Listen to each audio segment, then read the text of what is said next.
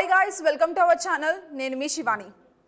Mass commercial regular సినిమాలు మాకు వద్దు, కంటెంట్ సినిమాలే మాకు ముద్దు అంటున్నారు ప్రజెంట్ ఉన్న ఆడియన్స్. మరి అలాంటి టైంలోనే ఒక మంచి కంటెంట్ సినిమా అయితే రాబోతుంది, అదే మ్యూజిక్ షాప్ మూర్తి. సో మరి ఇలాంటి మూవీలో ఎలాంటి విశేషాలు ఉన్నాయో తెలుసుకోవాలంటే ఖచ్చితంగా మన మూవీ టీంతో అయితే మాట్లాడాల్సిందే కదా. సో లేట్ చేయకుండా ఇంటర్వ్యూని స్టార్ట్ చేద్దాము. హాయ్ అండి. నమస్కారం. ఎలా ఉన్నారు? గుడ్ అండి. బాగున్నారు సార్. ఫస్ట్ మీరు, ఎందుకంటే ఎప్పటి నుంచో సినిమాలు చేస్తూ వస్తున్నారు, మమ్మల్ని బాగా ఎంటర్టైన్ చేస్తున్నారు కాబట్టి ఫస్ట్ క్వశ్చన్ మీకే. సో మీరు ఎప్పటి నుంచో వస్తున్నారు, స్క్రిప్ట్ సెలెక్షన్ ఏ రకంగా సెలెక్ట్ చేసుకోవాలి, మన క్యారెక్టర్ ఎంతవరకు ఉందని మీరు ఆలోచిస్తారు. సో ఈ సినిమా ఈ స్క్రిప్ట్ ఓకే చేయడానికి మీరేం ఆలోచించారు, ఎందుకు ఓకే చేశారు? నేను స్క్రిప్ట్లు ఓకే అంత చేసే అంత స్థాయికి నేను ఎదగలేదమ్మా. నాకు సినిమాల్లో క్యారెక్టర్లు ఇస్తుంటారు, కాకపోతే ఈ కథకు సంబంధించి శివగారి దగ్గరకు వచ్చి ఇట్లా కథ ఉందండి, ఇట్లా చేద్దాం అనుకుంటున్నాను మీ మెయిన్ లీడ్తో అనంటే అప్పుడు విన్నాను. తర్వాత బాగుందని చెప్పేసి ఒక 2 years తర్వాత పట్టాలు ఎక్కింది అంతే. అంతేగాని నా దగ్గరకు వచ్చి స్క్రిప్ట్లు వచ్చి నాకు చెప్పి అంత లేదు. కాకపోతే ఫస్ట్ ఇదేంటంటే మ్యూజిక్ షాప్ మూర్తి అనే కథకి నేను యాప్ట్ అవుతానని అనుకున్నారు ఆయన, అందుకు వచ్చేసి నేను యాక్సెప్ట్ చేసుకుంటాను. ఓకే. సో డైరెక్టర్ గారు నేను యాప్ట్ అవుతానని అనుకున్నారు, అందుకే ఓకే చేశాను అని అంటున్నారు కదా. ఆ స్క్రిప్ట్ మీ దగ్గరికి వచ్చినప్పుడు ఒక డీజే ప్లే చేసే ఒక పర్సన్గా నేను ఎంతవరకు దీన్ని సక్సెస్ చేయగలుగుతానని మీకు డౌట్ వచ్చిందా? నేను ఏదైనా సక్సెస్ చేయగలుగుతా. అదే ఆ కాన్ఫిడెన్స్ ఏ రకంగా వచ్చిందని అడుగుతున్నాను సార్. నేను నటుడినమ్మా, నటుడుగా మాత్రం కాన్ఫిడెన్స్ లేకపోతే ఏడదాకా రావడం దీనికి అది. సో మీకు ఆ కాన్ఫిడెన్స్ ఉంది, నేను ఏదైనా సక్సెస్ చేయగలుగుతాను, నా 100% ఇస్తాను అని. ఓకే సార్, ఇప్పుడు మీరు స్క్రిప్ట్ అజయ్ ఘోష్ గారికి చెప్పేటప్పుడు మీరు ఏ రకంగా ఆయన తీసుకుందాం అని అనుకున్నారు? అంటే ఏ పాయింట్లో ఆయన అయితే బాగుంటారని మీకు థాట్ వచ్చింది? అంటే ఈ క్యారెక్టర్కి నాకు ఫ్రెష్నెస్ కావాలండి, అండ్ ఆల్సో ఒక సాలిడ్ యాక్టర్ కావాలి.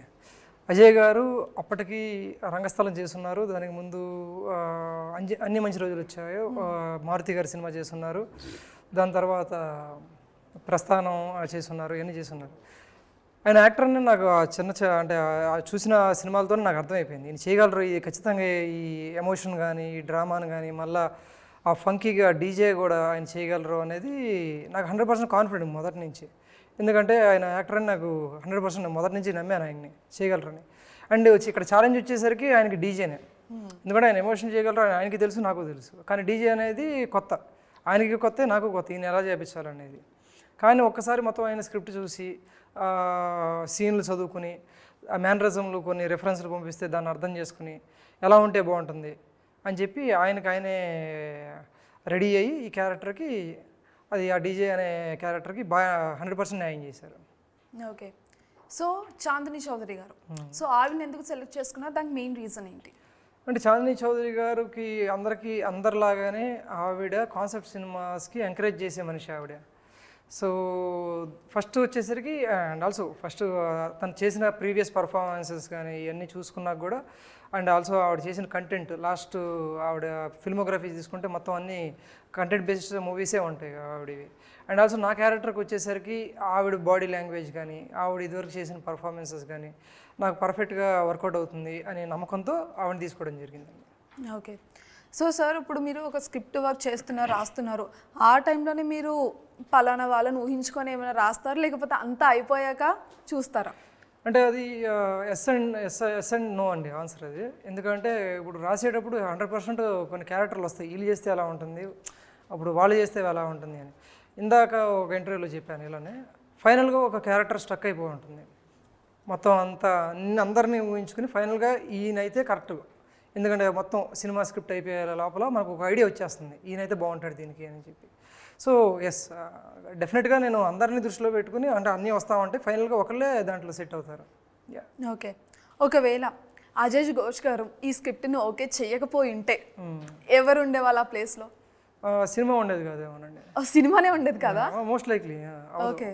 ఎందుకంటే నేను ఊహించుకున్నది, నేను అది చేసుకున్నది ఈ ఫైనల్గా నేను ఇందాక చెప్పినట్టు స్క్రిప్ట్ అంతా అయిపోయినాక ఈయన ఊహించుకున్నాను, ఈయన సెట్ అవుతాడని అనిపించింది, నమ్మాను. వేరే వాళ్ళు అయితే నాకు అంటే నేను సాటిస్ఫై అయ్యేవాడిని కాదు, చేసేవాడినేమో కానీ ఏదో చేసేవాడిని మొక్కుబడికి, కానీ ఇంత మంచి అవుట్పుట్ అయితే వచ్చేది కాదు.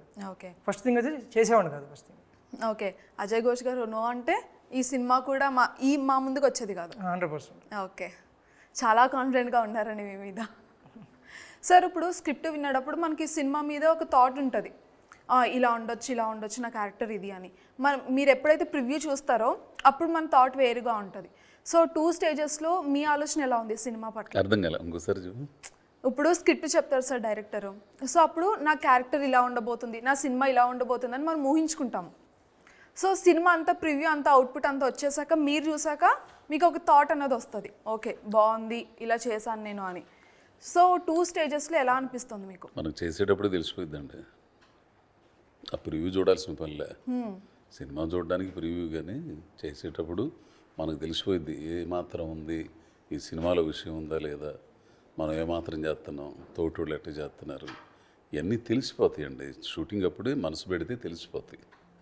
అది సో మీకు షూటింగ్ అప్పుడే తెలిసిపోయింది. సో ప్రివ్యూ అయితే ఏం చూడలేదా సార్ మీరు? చూశానండి. చూశారు, బట్ అది చూసినా చూడకపోయినా మీకు ముందే తెలిసిపోయింది. ఓకే.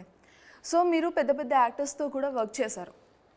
సో పెద్ద పెద్ద యాక్టర్స్తో వర్క్ చేశారు, వాళ్ళతో కొంచెం ర్యాపో ఉంటుంది, బట్ చాలా సింపుల్గా వచ్చారు మీరు. ఇంటర్వ్యూస్ అన్నీ జరుగుతున్నాయి, నేను చూస్తున్నాను.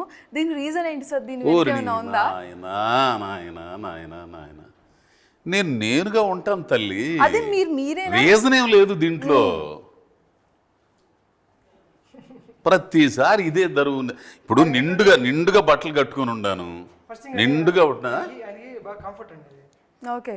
నేను పంచి కట్టుకుని ఉన్నాను. ఇప్పుడు మనం రకమైన బట్టలు వేసుకుంటాం, అది మనకి నచ్చితే మనకి అంటే దాని ఏమంటారు కంఫర్ట్గా ఉంటేనే వేసుకుంటాం.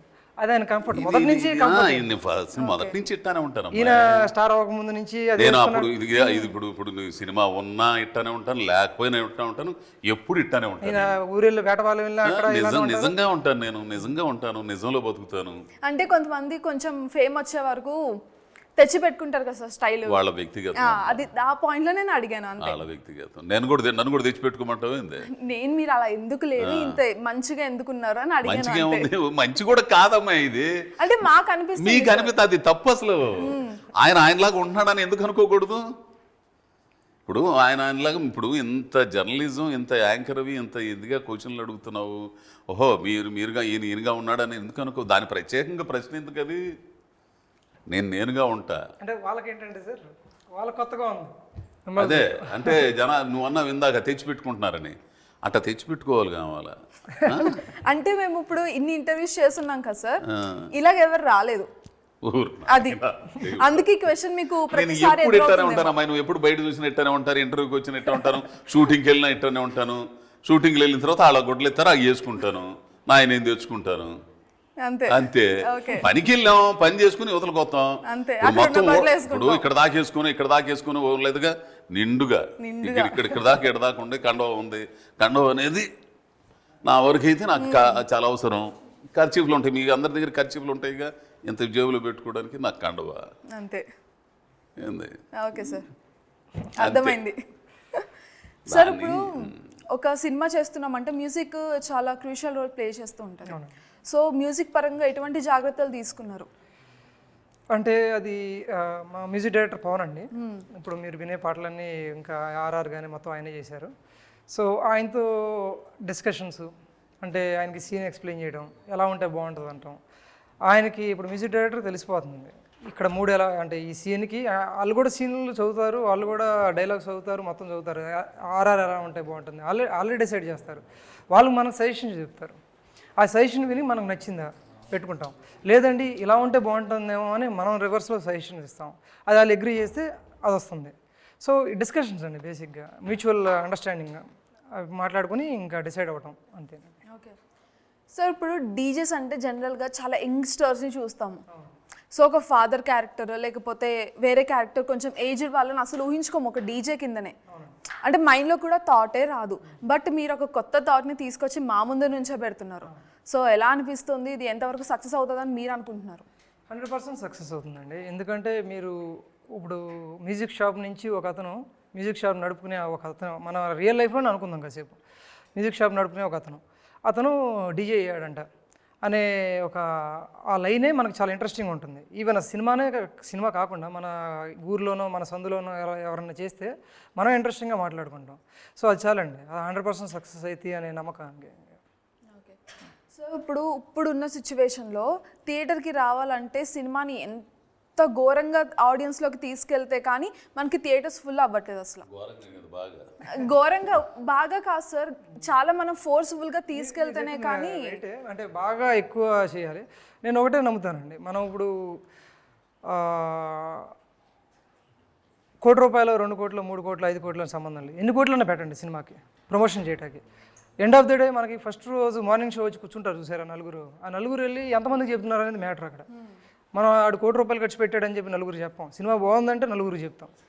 సో మాకైతే ఆ కాన్ఫిడెన్స్ ఉందండి, మాకైతే చూసిన ప్రతివాడు ఇంకోటి పిలుచుకొచ్చి కూర్చోబెడతాడు సినిమా.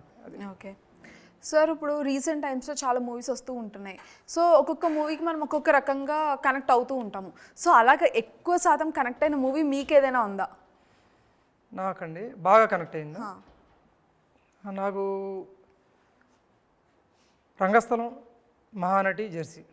ఓకే, ఆ 3 సినిమాలు బాగా కనెక్ట్ అయ్యాయి. రీసెంట్గా వచ్చిన బలగం. ఓకే, సో 3 కూడా content oriented. And also hi నాన్న అండ్ రీసెంట్ టైమ్స్లో చెప్తున్నాను, ఈ సినిమాలు బాగా కనెక్ట్ అయ్యాను. ఓకే, ఎమోషనల్ డ్రివెన్ ఫిల్మ్స్ నాకు అవి బాగా నచ్చుతాయి. యాజ్ ఎ డైరెక్టర్గా ఒక మూవీ మంచిగా సక్సెస్ అవ్వాలంటే ఏది మెయిన్గా ఉండాలని మీరు అనుకుంటారు మీ పర్సనల్గా? ఎమోషన్. క్యారెక్టర్ల మధ్యలో ఎమోషన్ ఎందుకు చేస్తున్నాం మనం, అది ఎవరి కోసం చేస్తున్నాం, అది సాధించాడా లేదా, సాధిస్తే అవతల వాళ్ళు హ్యాపీగా ఉన్నారా లేదా, అది ఆ ఎమోషన్ మీదే నడుస్తుంది. And screen play. Okay sir, ఇప్పుడు ఫైనల్గా మీ ఇద్దరికి ఒక క్వశ్చన్. అసలు ఆడియన్స్ ఈ సినిమాకి ఎందుకు రావాలి, ఏం ఎక్స్పెక్ట్ చేయొచ్చు అంతే. అంటే ఇప్పుడు ఆడియన్స్కి మీరు చెప్పాలి మా సినిమాలో సో అండ్ సో ఉంటుంది, మీరు ఎంజాయ్ చేస్తారు అని. ఆ సో అండ్ సో ఏది? ఈ సినిమా వచ్చి ఒక ఇన్స్పిరేషనల్ జర్నీ అండి, ఓకే, వెరీ ఇన్స్పిరేషనల్ జర్నీ. అంటే మనం ప్రతి మనిషి వాళ్ళ లైఫ్లో ఎక్స్పీరియన్స్ చేసేది ఇది, వాళ్ళల్లో చూసుకుంటారు. అంటే అజయ్ ఘోష్ గారిలో ఒక 55-year-old చూసుకోని అవసరం లేదు, 25-year-old కూడా చూసుకుంటాడు, ఒక అమ్మాయి కూడా చూసుకుంటుంది. ఎందుకు చేశాడు ఈయన ఈ పని, నేను ఎందుకు చేయలేదు ఈ పని అని ఒక ఇన్స్పిరేషనల్ జర్నీ అండి.